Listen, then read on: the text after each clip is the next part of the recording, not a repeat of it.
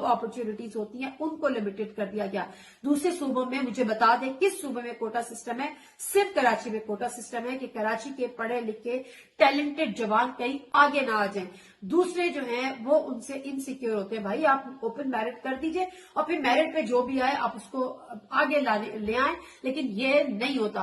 फिर दूसरे सूबे वाले पूछते हैं कि कराची का आखिर मसला क्या है। कराची का मसला ये है कि कराची 65% रेवेन्यू जनरेट करता है पूरे मुल्क का, कराची को उसका हिस्सा ही नहीं देते, बुनियादी जरूरियात जिंदगी फराहम नहीं करते, उसको ट्रांसपोर्ट जैसी सहूलत नहीं होती, उसके बाद पीने का साफ पानी नहीं होता। फिर कराची के लोगों के पास जॉब्स नहीं होती है, बड़े से पढ़ा लिखा लड़का या तो वहां पे रेडी लगा रहा है, या वो बाइकें चला रहा है, या वो फूड पैंडा में खाने डिलीवर कर रहा है। कि ये मुस्तकबिल है?